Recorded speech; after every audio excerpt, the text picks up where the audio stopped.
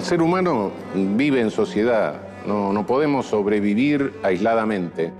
En todas sociedades se producen conflictos y todas sociedades tratan de encontrar vías para resolver los conflictos o encontrar alguna solución en caso que ya se hayan provocado resultados negativos.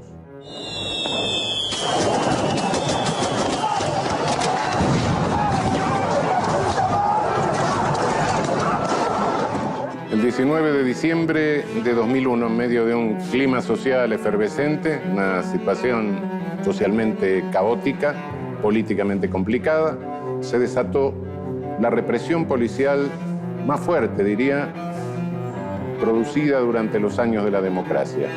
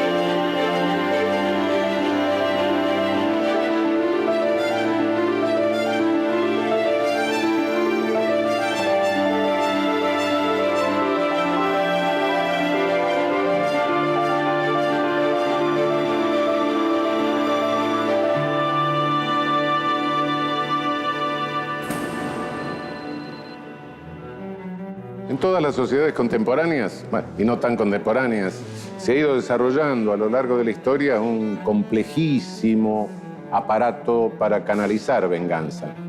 Es decir, si los estados no se ocupasen de canalizar la venganza, toda la conflictividad que genera resultados dañosos derivaría en un verdadero reguero de sangre.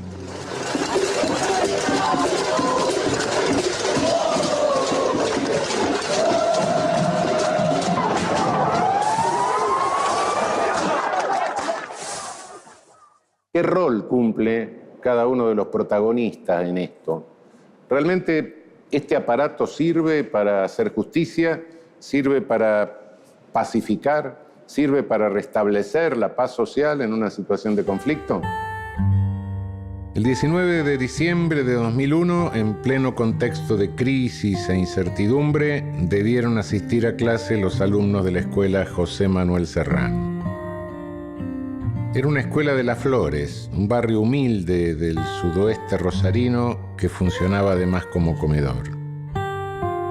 Allí trabajaba como auxiliar de cocina Claudio Leprati. Nos juntamos con un montón de gente, o sea, participamos de muchos encuentros, espacios que se dan, ¿no? Y en esos lugares soñamos con un mundo distinto, o sea, como dicen los zapatistas, un mundo donde quepan todos los mundos. En esa época tenía 35 años y se había mudado a un barrio todavía más humilde que Las Flores, Ludueña, para poder colaborar en las tareas de contención social de los adolescentes que vivían allí. Iba y venía en su bicicleta, de un lado para el otro, promoviendo la formación de grupos de niños y jóvenes en las barriadas populares de Rosario. El 19 de diciembre había llegado como siempre en la bicicleta que conducía desde el barrio de Ludueña. Estaba preparando la comida cuando escuchó disparos. En la esquina de España y Caña de Ámbar, a pocos metros de la escuela, miembros del Comando Radioeléctrico de Arroyo Seco se enfrentaban con un grupo de no más de 5 personas. Leprati no lo sabía y decidió subir a la terraza de la escuela para ver qué ocurría. Eran días revueltos, claro, pero subió tranquilo. Sabía que nadie iba a pasarle porque estaba haciendo su trabajo en un comedor de niños. Subió en un momento dado al techo de la escuela con algunos compañeros de trabajo, con un profe de matemáticas y con 2 compañeras de la cocina también, porque se escuchaba, todo el tiempo disparos, una balacera, dice, muy grande, es el testimonio que nos han dejado, ¿no? Y nos permiten reconstruir lo sucedido también. Así que suben con la inquietud de ver qué estaba pasando, ¿no? Y por qué la escuela era blanco, porque en realidad hacía rato que escuchaban disparos contra la escuela directamente. Suben y justo en un momento después de que ellos están arriba del techo, pasa un móvil policial muy fuerte y disparando, ¿no? Disparando hacia arriba, hacia la escuela. Entonces, mi hermano y sus compañeros también les gritan, ¿no? Les dicen qué están haciendo, si no se dan cuenta que eso es una escuela, que ahí están por servir la comida. En un momento más había un montón de menores, de chiquitos, por recibir la comida, ¿no? Y la respuesta a todo esto fue que ese móvil policial se detuviera casi llegando a la esquina de la escuela, retrocediera muy rápidamente y del móvil se bajaran 2 de los 3 policías que estaban arriba. O sea, el conductor no bajó, sí descendió quien estaba delante, que era el jefe del operativo además, Rubén Pérez, y quien estaba atrás, Esteban Velázquez, que era un agente en aquel momento que dispara y es el que le da en la garganta a Pocho, ¿no? Y lo mata.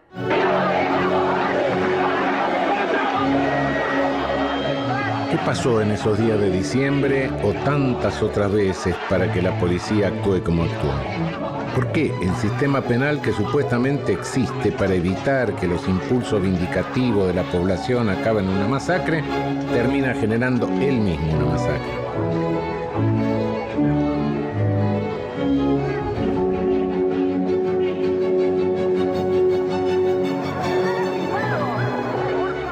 Pero para comprender esto es necesario saber cómo funciona el poder punitivo.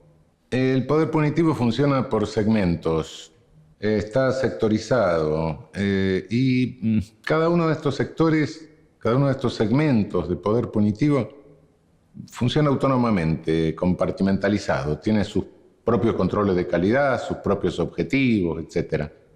De modo que en conjunto da la sensación de ser una orquesta sin director o con muchos directores y nadie se hace responsable del resultado, del producto final.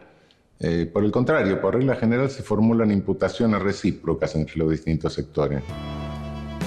Pero estas agencias no solo pugnan entre sí. La segunda característica tiene que ver con la idea de un sociólogo llamado Merton, que dijo que todas las agencias tienen un doble discurso. Un discurso público, moralizante para la policía, de justicia para los jueces, resocializador para los penitenciarios, de información para los medios, de bien común para los poderes legislativos y ejecutivos. Y un segundo discurso que se esconde y se dirige hacia el interior de las propias agencias, en donde aparecen sus verdaderas preocupaciones. En el caso de la agencia policial, es la mayor autonomía. En el caso de la agencia judicial, es la mejor infraestructura y estabilidad burocrática.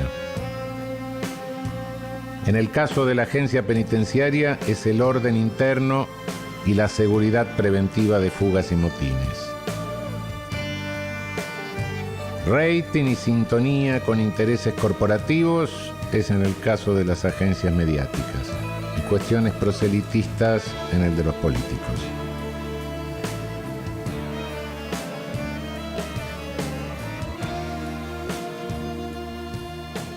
¿Cómo funciona todo esto en la práctica?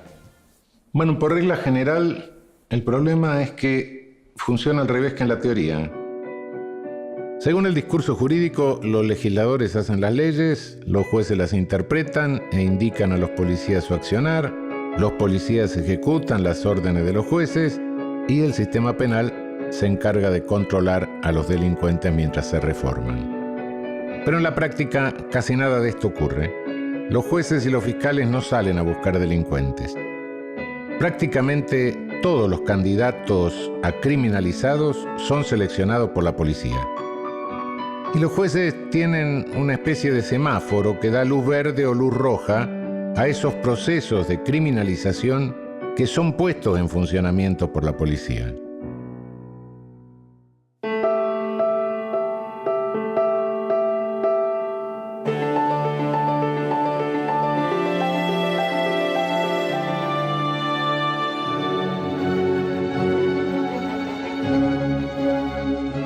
Y Lepratti intentó evitar que el poder punitivo ejercido por la policía se desmadrara, como había ocurrido tantas veces.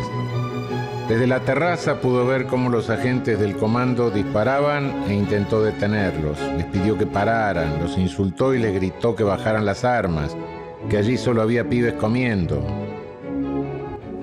Y aquí la historia se vuelve confusa, porque 2 agentes del comando dijeron que dispararon tras escuchar detonaciones de un arma de pequeño calibre.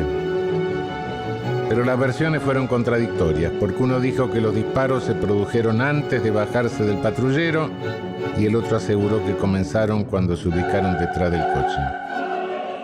Inmediatamente después de que lo asesinan a Pocho, los policías que estuvieron involucrados en su muerte se dirigen a la comisaría de la que dependían en ese momento, una subcomisaría, y desde allí, desde ellos para arriba, empieza a, de alguna forma, planificarse cómo encubrir eso que fue un asesinato, ¿no? Y lo hacen. Tal es así que al día siguiente, el 20 de diciembre, un día después del asesinato de Pocho, estos policías ingresan una denuncia, por ejemplo, hacia Pocho por resistencia a la autoridad. El juez no le creyó a ninguno de los dos, pero lo que importa en criminología no es la opinión de un juez, sino los hechos. Y ese 19 de diciembre, Lepratti murió por un perdigonazo de plomo que se le incrustó en el cuello, perforándole la tráquea. Pero para entender por qué decimos que el poder punitivo lo ejercen fundamentalmente las agencias policiales, debemos aclarar lo siguiente. Primero, que por agencias policiales no estamos entendiendo el agente de la esquina, sino que estamos entendiendo todas las agencias ejecutivas, incluso servicios secretos de información, etc. En segundo término, la población criminalizada en cualquier país, y por alta que sea, Estados Unidos, etc., siempre es una minoría que en relación a la totalidad de población es casi insignificante. Esto explica lo siguiente: el poder punitivo de significación política, no es el que se ejerce sobre los criminalizados, sobre los pocos criminalizados que pertenecen a clases subalternas, que no tienen poder, etc., sino que el poder punitivo con dimensión política es el que se ejerce sobre los que estamos sueltos, es el poder de vigilancia sobre todos los que integramos la sociedad. Mucho más importante que criminalizar a un ladrón o un psicópata asesino es saber a dónde vamos, con quién hablamos, qué libro leemos, con qué banco operamos, qué compramos, cuánto ganamos, dónde estamos. Toda esta información es material de control y de eventual extorsión. Pero la gente se siente más segura con más controles. Ignora que puede caer en la inseguridad más absoluta si toda esa información llega a manos equivocadas. En realidad, todos los estados hoy día quieren controlar, sobre todo a los sectores más subordinados, a los que llevan la peor parte. Y bueno, establecen normas, establecen principios, a veces expresos, a veces no tan expresos, y sancionan a aquellos que violan esas normas, esos principios, al mismo tiempo que vigilan a todo el resto. Esto es lo que se llama el poder punitivo. Es el poder punitivo de los estados. El poder punitivo necesita ese puñado de ladrones y psicópatas asesinos para que el resto de la sociedad acepte ser controlada y espiada. Si no los hubiera, el poder punitivo los inventaría, pues jamás dejaría que su máquina burocrática muriera de inanición. A esto se lo llama hacer estadística. La agencia policial es solo una de las agencias que integran el complejo sistema penal. Pero los 39 asesinatos de esos 2 días son resultado de un desborde ocasional de esta agencia. o es la forma natural o la consecuencia más o menos natural de la operatividad del sistema penal.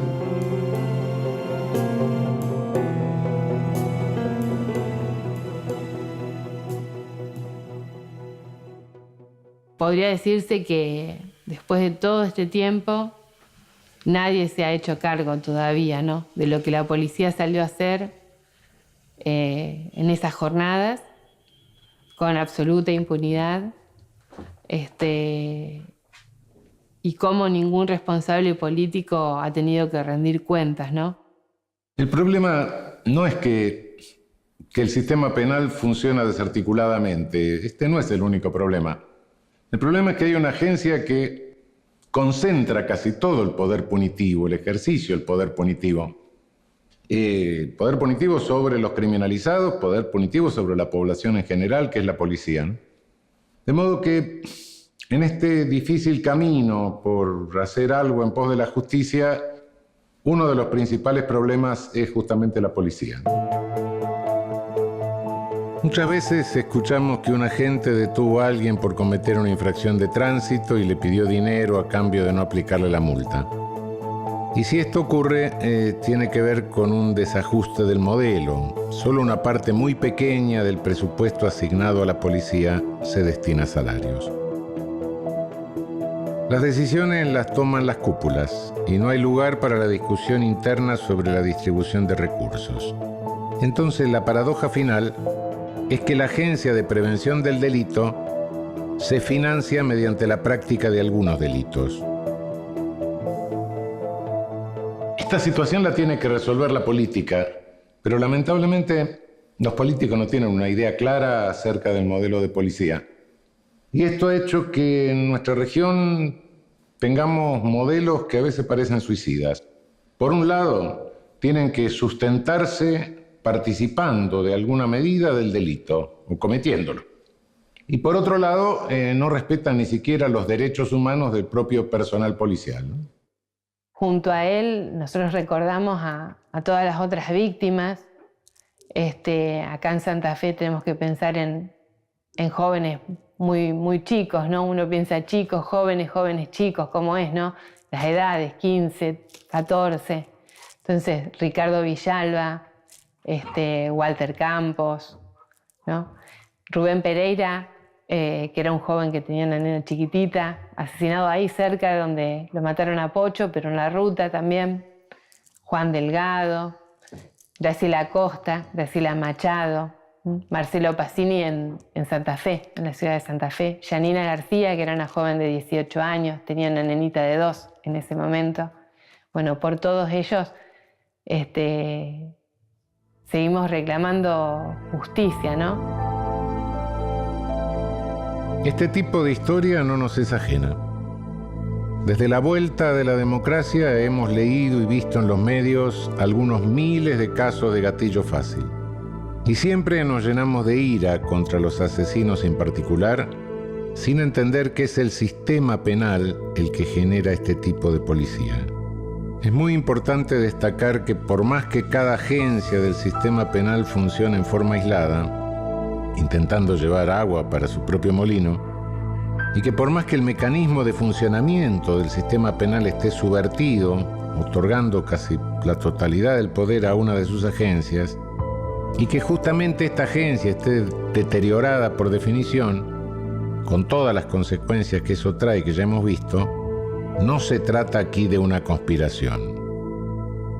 Estos desajustes del sistema penal no responden a un genio maligno que opera secretamente desde su guarida.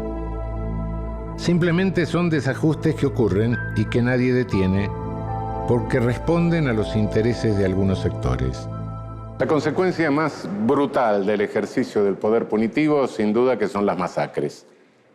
Y bueno, frente al riesgo de desborde del poder punitivo que desemboque en masacre, la solución preventiva es oponerle un poder jurídico de contención. Ese poder jurídico de contención es el que le puede oponer el derecho, el que le puede oponer los jueces, los fiscales, los abogados, etc. El sistema penal, que en teoría es Bueno, la herramienta estatal para evitar que los impulsos de venganza de los ciudadanos acaben en masacres es hoy en día la herramienta de la que se valen los estados justamente para perpetrarlas.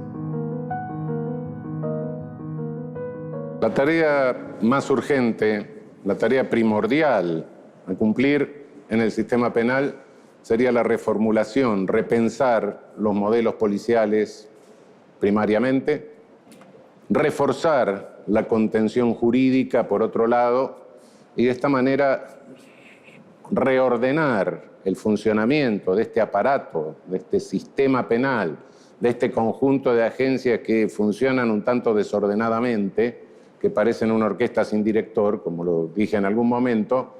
Creo que esta es la función básica, porque es la función de prevención de masacres. No creamos que con la ley internacional vamos a prevenir las masacres. No, la ley penal llega después que se produjo. Lo que nos interesa es que no se produzca y esto requiere la reformulación del aparato del sistema penal para contener cualquier posibilidad de desborde de poder punitivo.